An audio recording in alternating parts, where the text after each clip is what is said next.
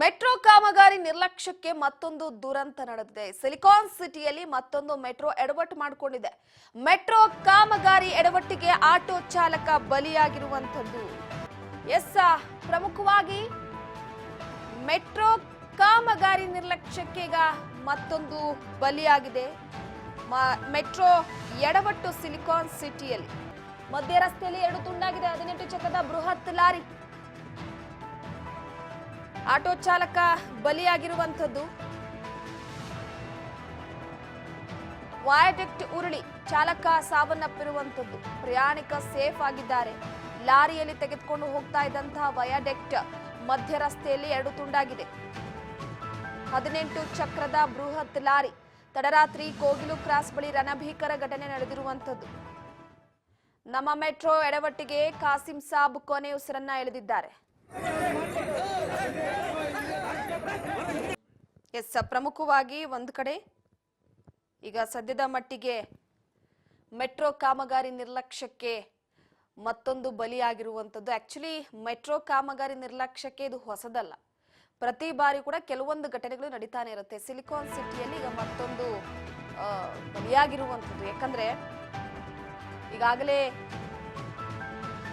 ಆಟೋದಲ್ಲಿದ್ದಂತಹ passenger lorry ಕಂಡ ತಕ್ಷಣ escape ಆಗಿರುವಂಥದ್ದು. ಆಟೋ ಚಾಲಕ ಇಳಿಯುವಷ್ಟರೊಳಗೆ ವಯಾಡಕ್ಟ್ ಉರುಳಿಬಿಟ್ಟಿದೆ. ಸೊ ಆ ಸಂದರ್ಭದಲ್ಲಿ ಸ್ಥಳದಲ್ಲೇ ಆಟೋ ಚಾಲಕ ನಜ್ಜುಗುಜ್ಜಾಗಿರುವಂಥದ್ದು, ಸಾವನ್ನಪ್ಪಿರುವಂಥದ್ದು. ಒನ್ ವೇನಲ್ಲಿ ಲಾರಿ ಬರ್ತಾ ಇರುವ ಬಗ್ಗೆ ಅಲ್ಲಿನ ಸ್ಥಳೀಯರು ಆರೋಪವನ್ನ ಮಾಡಿದ್ದಾರೆ. ಘಟನೆ ಖಂಡಿಸಿ ಪರಿಹಾರಕ್ಕಾಗಿ ಹೋರಾಟಕ್ಕೆ ನಿರ್ಧಾರವನ್ನ ಮಾಡಿರುವಂಥದ್ದು. ಪ್ರಮುಖವಾಗಿ ಗಮನಿಸ್ತಾ ಇರ್ಬೋದು ನೋಡಿ, ಆ ಲಾರಿ ಹೋಗ್ತಾ ಇದ್ದಂತಹ ಸಂದರ್ಭದಲ್ಲಿ ವಯಾಡಕ್ಟ್ ಹುಳಿ ಬೀಳುವಂತಹ ಆ ಒಂದು ವಿಚಾರವನ್ನ ಗಮನಿಸಿದ್ದಾರೆ ಪ್ರಯಾಣಿಕರು ಹಾಗೆ ಚಾಲಕ ಇಬ್ರು ಕೂಡ. ಆದ್ರೆ ಪ್ರಯಾಣಿಕ ಎಸ್ಕೇಪ್ ಆಗಿದ್ದಾರೆ, ಹಿಂಗೆ ಇಳಿದು ಬಿಟ್ಟು ಓಡೋಗಿದ್ದಾರೆ. ಆದ್ರೆ ಚಾಲಕ ಓಡೋಬೇಕು ಅನ್ನೋಷ್ಟ್ರೊಳಗಡೆ ಆ ವಯಾಡಕ್ಟ್ ಉರುಳು ಬಿದ್ದಿದೆ.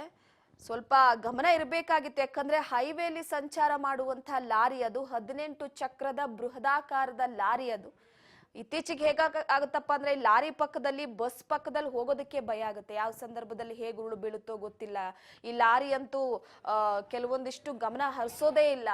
ಬೇಕಾಬಿಟ್ಟಿಯಾಗಿ ಲಾರಿಯನ್ನ ಚಲಾಯಿಸುವಂತದ್ದನ್ನ ನಾವು ಗಮನ ಹರಿಸಿದ್ದೀವಿ. ಈಗ ಗಮನಿಸ್ತಾ ಇರ್ಬೋದು, 18 ಚಕ್ರದ ಲಾರಿಯ ಮೇಲೆ ವಯಾಡಕ್ಟ್ ಅನ್ನ ತೆಗೆದುಕೊಂಡು ಬರ್ಲಾಗ್ತಾ ಇತ್ತು. ನಜ್ಜುಗುಜ್ಜಾಗಿ ಹೋಗ್ಬಿಟ್ಟಿದೆ ಮೃತದೇಹ ಅಂತೂ.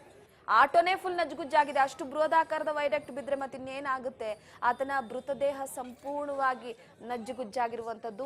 ಅಲ್ಲಿರುವಂತಹ ಪೊಲೀಸರು ಸ್ಥಳಕ್ಕೆ ಆಗಮಿಸಿ ಅದನ್ನ ವಯಾಡಕ್ಟ್ ಅನ್ನ ಎತ್ತಾ ಇದ್ದಾರೆ. ಎತ್ತಿದ್ರು ಕೂಡ ಸಂಪೂರ್ಣವಾಗಿ ಅಪ್ಪಚ್ಚಿಯಾಗಿ ಹೋಗ್ಬಿಟ್ಟಿದೆ ಇಡೀ ಮೃತದೇಹ.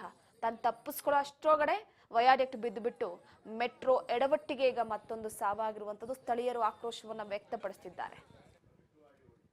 ಸರ್ ಕರೆಕ್ಟ್ ಆಗಿ 12ರಿಂದ 12:05 ಟೈಮು ಆಯ್ತಾ. ಓಲೋ ಬಸ್ ಬಂತು ಆಯ್ತಾ. ಓಲೋ ಬಸ್ ಬಂತು ಅಂತ ಏನ್ ಮಾಡಿದ್ರು, ಕಟ್ಟು ಹೊಡಿತಾ ಇದ್ರು. ಕಟ್ಟು ಹೊಡೆಯಾಗಿ ಹಿಂದೆ ಮುಂದೆ ಯಾರು ಸೆಕ್ಯೂರಿಟಿಗಳೇ ಇಲ್ಲ. ಅವನೇನ್ ಮಾಡ್ದ, ಬ್ರೇಕ್ ಹೊಡೆದಿದ ತಕ್ಷಣ ಏನ್ ಮಾಡಿದ್ರು, ಇದಕ್ಕೆ ಕಂಟ್ರೋಲ್ ಮಾಡೋರು ಒಬ್ರು ಇರ್ತಾರೆ. ಡ್ರೈವರ್ ಬಿಟ್ಟು ಹಿಂದೆಗಡೆ ಇಂಜಿನ್ ಕಂಟ್ರೋಲ್ ಮಾಡೋರು ಒಬ್ರು ಇರ್ತಾರೆ.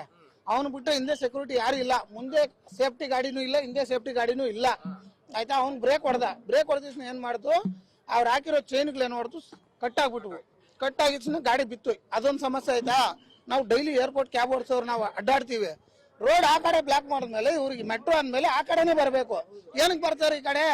ಇವಾಗ ನಮಗೆ ಆ ಕಡೆ ರೋಡ್ ಬ್ಲಾಕ್ ಮಾಡಿದ್ಮೇಲೆ ಆ ಕಡೆ ಬರೋ ಗಾಡಿ ಈ ಕಡೆ ಬರೋ ಗಾಡಿ ಎಲ್ಲಿ ಹೋಗ್ತವೆ? ಈ ರೋಡಲ್ಲೇ ಬರಬೇಕು. ಮತ್ತೆ ಇವರು ಬಂದ್ರೆ ನಾವ್ ಎಲ್ಲಿ ಹೋಗೋಣ? ಇವ್ರಿಗೆ ಕೇಳಿದ್ರೆ ಏನ್ ಹೇಳ್ತಾರೆ, ನಮಗೆ ಪರ್ಮಿಷನ್ ಕೊಟ್ಟವ್ರೆ ಗೌರ್ಮೆಂಟ್ ಅವರು. ನಮ್ಗೆ 11:15 ಕ್ಲೋಸ್ ಮಾಡೋ, ಬೆಳಗಿನ 5:30 ಓಪನ್ ಇಲ್ಲ ಅಂತಾರೆ. ಬಟ್ ಅದೊಂದು ಇಲ್ಲೆಲ್ಲೂ ಕೆಲಸ ನಡೀತಾ ಇರಲಿಲ್ಲ. ಬಾಲು ಕ್ರಾಸ್ ಇಂದ ಕೋಯಿಲ್ ಕ್ರಾಸ್ ವರೆಗೂ ಕೆಲಸ ನಡೀತಾ ಇರಲ್ಲ.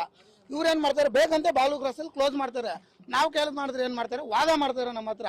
ಇಲ್ಲ, ಅಲ್ಲಿ ಕಾಮಗಾರಿ ನಡೀತಾ ಇದೆ, ಕೆಲಸ ನಡೀತಾ ಐತೆ, ಅದರಿಂದಾನೇ ನಾವು ಬ್ಲಾಕ್ ಮಾಡಿದೀವಿ ಅಂತ. ನಾವು ಎಷ್ಟೋ ಸತಿ ಬಂದು ಬೈಕಲ್ಲಿ ಹೋಗಿ ನೋಡಿದೀವಿ, ಏನು ಕೆಲಸ ನಡೀತಾ ಇರಲ್ಲ. ನಡೆಯೋದಿಲ್ಲಿ ಇಲ್ಲಿ ಕೋಯಿಲ್ ಕ್ರಾಸ್ ಇಂದ ಸಂತೆ ಸರ್ಕಲ್ ವರೆಗೂ. ನಾವು ಬಾಗ್ಲು ಕ್ರಾಸ್ ಇಂದ ಒನ್ ವೇಲ್ ಬರ್ತೀವಿ. ನಿದ್ದೆ ಕೆಟ್ಟು ಬರ್ತೀವೋ ಇಲ್ಲ ಇನ್ನೊಂದೇ ಬರ್ತೀವೋ, ಒನ್ ವೇಲ್ ಬರೋರು ನಾವು. ಆಪೋಸಿಟ್ ಗಾಡಿಯನ್ನು ಹೊಡಿತೀನಿ, ಇಲ್ಲ ನಾವೇ ಹೊಡಿತೀವೋ. ಯಾರು ಅನಾಹುತ ಆಗ್ತಾರೆ, ಅದರಲ್ಲಿ ಮಧ್ಯದಲ್ಲಿ ಇವ್ರ ಗಾಡಿಗಳು ಬರೋದು. ಮತ್ತೆ ನಾವೆಲ್ಲಿ ಸರ್ ಹೋಗ್ಬೇಕು?